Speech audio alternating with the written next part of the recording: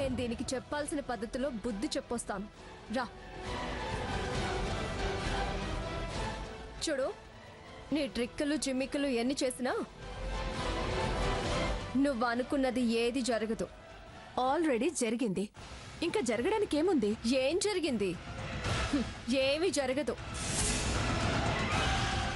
నువ్వేదో మీ మధ్య సంబంధం ఉన్నట్టు క్రియేట్ చేయాలనుకోకు. కానీ అంత తేలిగ్గా ఇది నమ్మొచ్చేమో గాని నేను నమ్మను. సాకేత్ ఏంటో నాకు బాగా తెలుసు. నీ చెల్లెలు కన్నీళ్లే చెప్తున్నాయి అది నమ్మింది అని. నువ్వు నమ్మితేయే, నమ్మకపోతేయే. సాకేత్ మీ ముందు బయటపడకపోవచ్చు, కానీ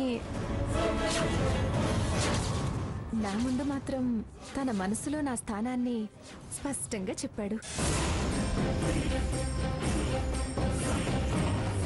వింటున్నావుగా? ఇంకా ఎలా నమ్మాలక్క? హారతి వద్దు, ఇంకా అబద్ధాలు ఆడకు. నీకేదైనా కోపం ఉంటే, కక్ష సాధించాలనుకుంటే నా మీద చూపించు, అంతేకాని స్వర్ణ మనసుని కలుషితం చేయకు. కలుషితం అయ్యింది నువ్వు, నీ ప్రవర్తన.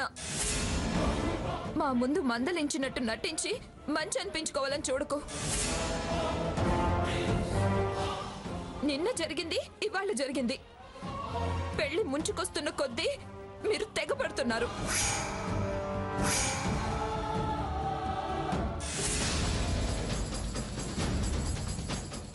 స్వర్ణ, అమ్మమ్మ గారు వస్తున్నారు.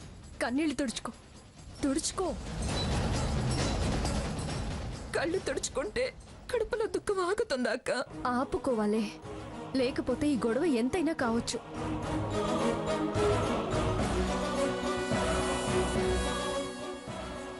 ఏమిటి ఈ టైంలో ఇక్కడ మీటింగ్ పెట్టారు?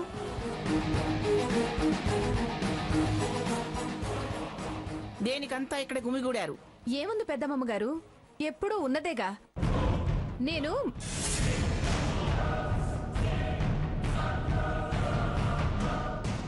కండిషన్ బయట పడితే ఓడిందని అవుతాం. ఏమిటి గొడుగుతున్నావు? నేనేం గొనగలేదు అమ్మమ్మ గారు. ఏ సీత, అబద్ధాలాడకు.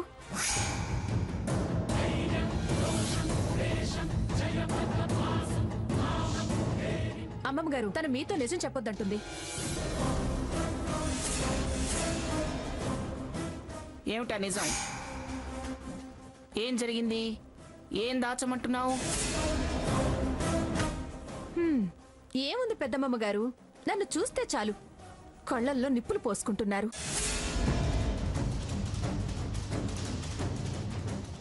నేనిలా వెళ్తున్నాను, సాకేత్ అలా వస్తున్నాడు. సరిగ్గా మేమిద్దరం ఒకరికొకరు ఎదురుపడినప్పుడు వాళ్ళు అటు నుంచి వస్తూ మీరు ఏం మాట్లాడుకుంటున్నారో అంటూ గొడవ మొదలు పెట్టారు. అరే, యాక్సిడెంటల్ గా కలిశాము అన్నా వినిపించుకోకుండా మెంటలొచ్చిన వాళ్లలాగా ఈ అపూర్వ సోదరీమణులు నా మీద విరుచుకు పడుతున్నారు.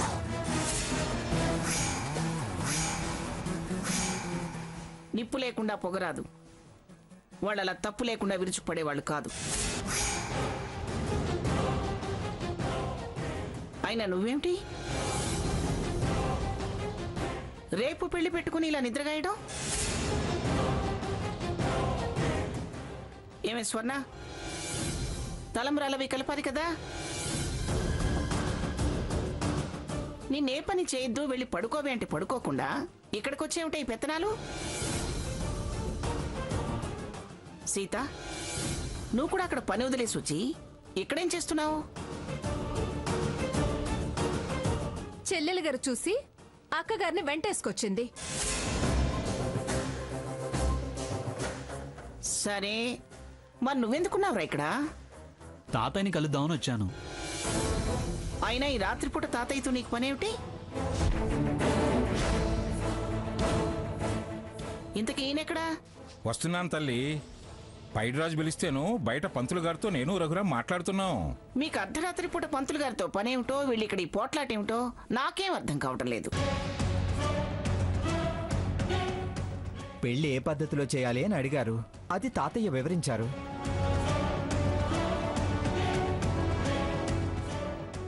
కారణం లేకుండా పోట్లాట పెట్టుకోవడానికి మాకేం పిచ్చి పట్టలేదమ్మమ్మా. పిచ్చో చేదస్తమో అయినా రేపటితో దీంతో మనకు సంబంధం తెగిపోతుందిగా.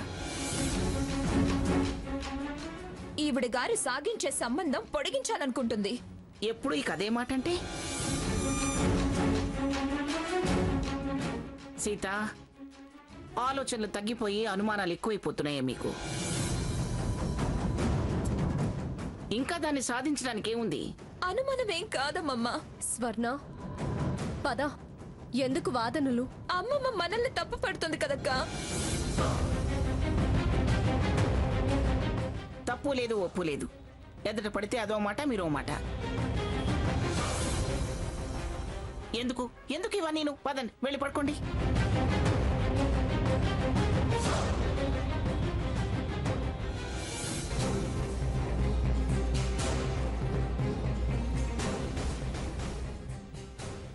దాన్ని పంపించడం కాదు,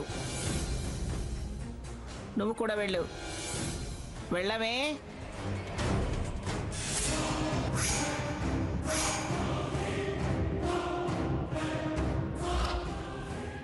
వెళ్ళరా సాకేత్, మీరు కూడా వెళ్ళి పడుకోండి.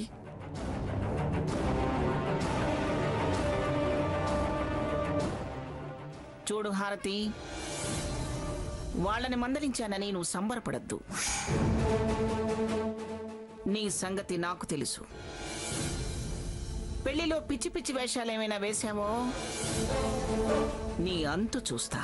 ఏంటి పెద్దమ్మ గారు, వాళ్ళని పంపించి నా మీద విరుచుకు పడుతున్నారు? విరుచుకు పట్టం కాదు, జరిగింది వేరు, మీరు నాకు చెప్పింది వేరని తెలుసు. జరిగిన విషయాన్ని సీత దాటేయటాన్ని బట్టే నువ్వేదో వెధ వేషం వేసుంటావని గ్రహించాను. అతి తెలివితేటలు ప్రదర్శిస్తే కాళ్ళు చేతులు విరిచి కూర్చోబెడతాను. జాగ్రత్త. వెళ్ళా.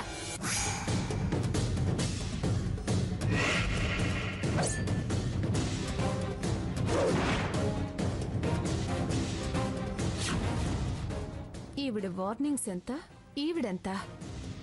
మీరంతా ఏకమైనా ఎలా పెళ్లి చేస్తారో చూస్తాను.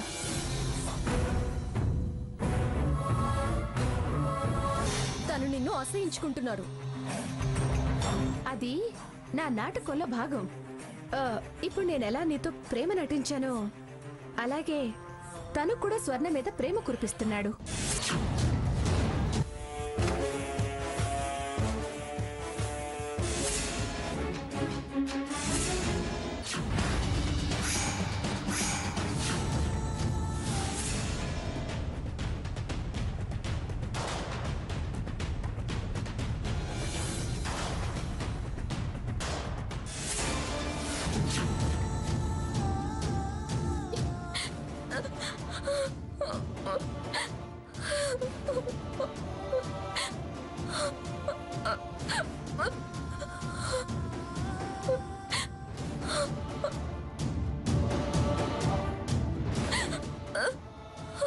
స్వర్ణ, ప్లీజ్ ఏడవకు.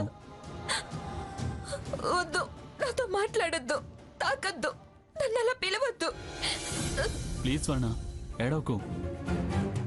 ఏంటి స్వర్ణ ఇది? ఏమైందని ఇంత అసహించుకుంటున్నావు? తెలియనట్టు, వెరగనట్టు అలా మాట్లాడుకో. నిజం స్వర్ణ, నా తప్పేం లేదు. అంతా ఆ మాహిళాడి చేసింది. ఇలా మన మధ్య అనుమానం రావటానికి అది అలా నాటకం ఆడింది. నన్ను నమ్ము స్వర్ణ. నో, నేను నమ్మను. నమ్మే ప్రసక్తే లేదు. నువ్వు ఇలా మొండిగా మాట్లాడితే నేనేం చేయను స్వర్ణ. నువ్వు ఏ ప్రమాణం చేయమన్నా చేస్తాను, ఎవరి ముందు చెప్పమన్నా చెప్తాను. నిజంగా నాకే పాపం తెలీదు. అక్రమ సంబంధాలకి తెగబడ్డాలు ఏ ప్రమాణానికైనా సిద్ధపడతారు. ఏ ప్రమాణం చేసినా, ఎంత బుకాయించినా నన్ను కన్విన్స్ చేయలేవు. జరిగింది అబద్ధమని నమ్మించలేవు. దయచేసి నన్ను విసిగించుకో. వెళ్ళు. స్వర్ణ, ఈ ఒక్కసారికి నా మాట నమ్ము. ఈ ఒక్క విషయంలోనే నేను అస్సలు నమ్మను. ఇప్పటిదాకా చాలా విషయాల్లో నమ్మాను. నువ్వు మారావని చాలా సార్లు నమ్మాను. అక్క నువ్వు మారలేదు అన్నా, లేదు బావ మారాడు అని గుడ్డిగా నమ్మాను. ఇద్దరు కలిసి పథకం ప్రకారమే నటించడం మొదలు పెట్టారని, మీ సంబంధం చూసాకే అర్థమైంది. మళ్ళీ మళ్ళీ మోసం చేయలేవు. తనతో నాకు ఏ సంబంధం లేదు స్వర్ణ. నేను ఆవిడతో కలిసి ఏ పథకము వేయడం లేదు. దేవుడి మీదొట్టు తను నన్ను సాధించడానికే, మనిద్దరి మధ్య స్పర్ధలు రావడానికే కావాలనే అలా గదిలోకి వచ్చి తలుపేసింది. అది మాత్రం నేను ఖచ్చితంగా చెప్పగలను స్వర్ణ. నువ్వు అది కలిసి ఉంటున్నారని నేను ఖచ్చితంగా చెప్పగలను. దానితో ఎంగిలి పడ్డ నిన్ను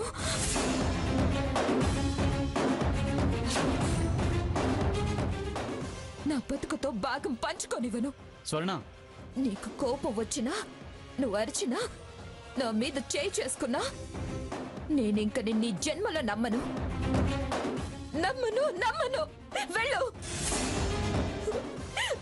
ఈ గదిలో నుంచి మర్యాదగా వెళ్ళు. అంతేనా? నమ్మవా? నన్ను నేను నిరూపించుకుంటాను. నేను తప్పు ఎరగనని నిరూపించుకునే తీరుతాను. నిరూపించుకున్నాకే ప్రేమిస్తాను. నన్నేం చేయమంటావో చెప్పు.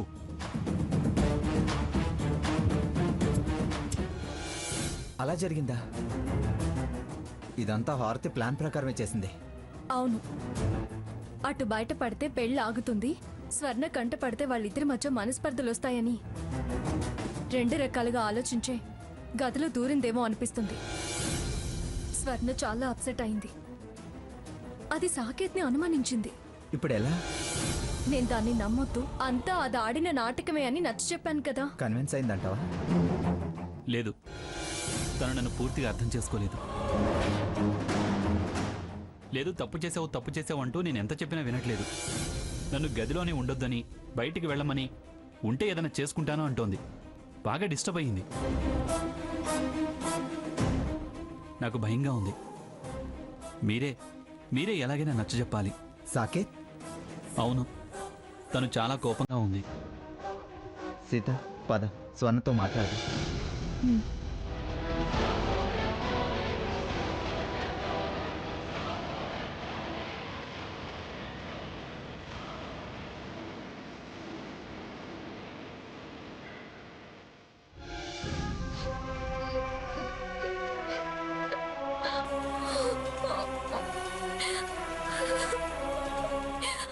స్వర్ణ, ఏమీ జరగలేదు అంటే కాదు జరిగింది అని సాకేత్ని మూర్ఖంగా ద్వేషిస్తావే. మూర్ఖత్వం కాదక్క, దొరికిపోయి మనల్ని మోసం చేస్తున్నాడు. వాళ్ళ సంగతి నీకన్నా నాకే బాగా తెలుసు. ఏం తెలుసే? ఏం తెలుసు నీకు? ఆవేశపడ్డం తెలుసు, అపార్థం చేసుకోవడం తెలుసు. నీ ఆవేశం తగ్గించుకొని కాస్త ఆలోచించు. నీకు అసలు విషయం బోధపడుతుంది.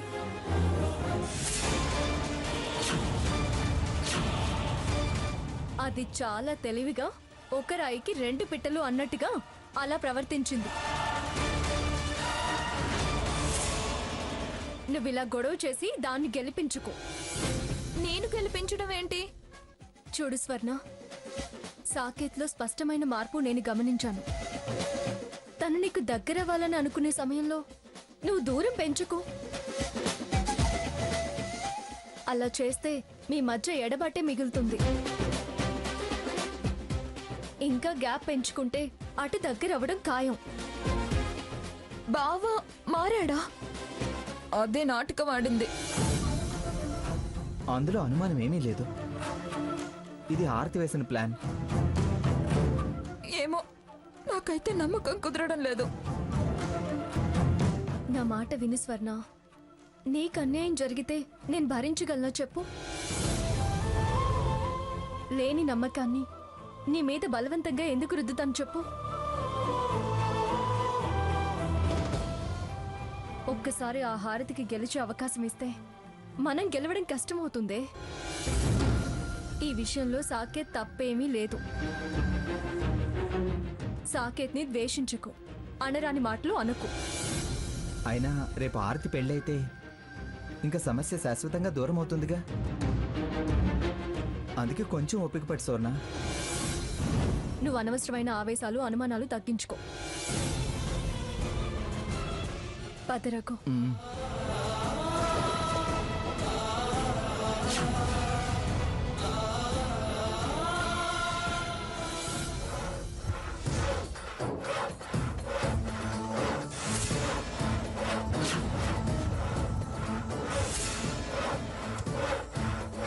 సీత, ఏంటా శబ్దం? ఏమో రఘు.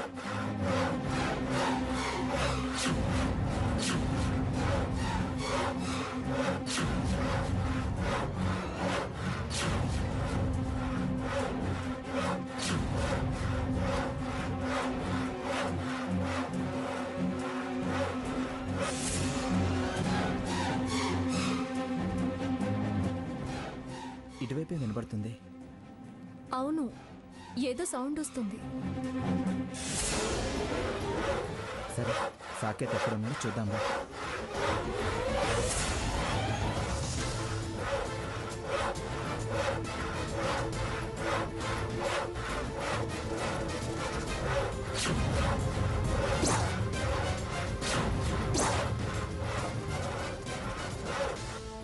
సరే, సౌండ్ గురించి మనకెందుకు కానీ సాకేత్ ఎక్కడున్నాడో చూద్దాం పద.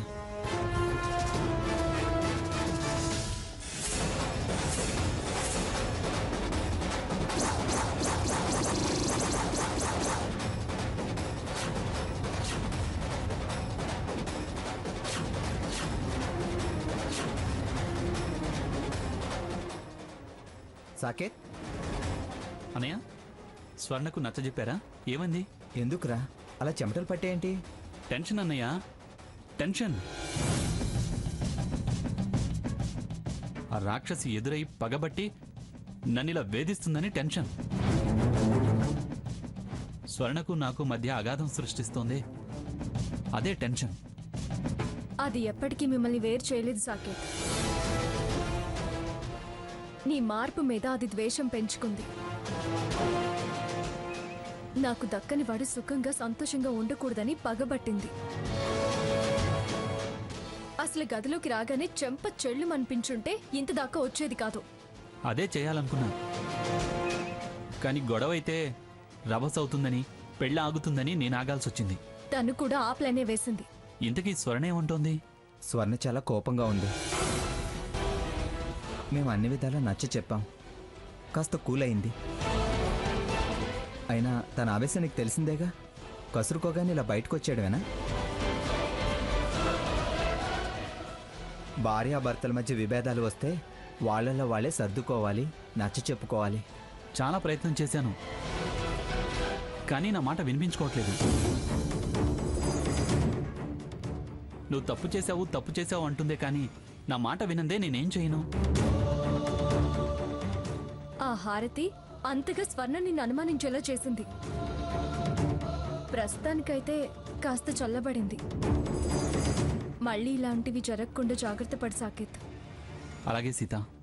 చూడు సాకేత్, ప్రతిసారి తన్ని పెళ్లి జరగకుండా తప్పించుకోవాలనే ప్లాన్లు వేస్తూ ఉంటుంది. జాగ్రత్తగా మనం హారతిని గమనిస్తూ ఉండాలి. ఏమాత్రం అజాగ్రత్తగా ఉన్నా దాన్ని తన అడ్వాంటేజ్గా తీసుకుంటుంది. Take care. అలాగే.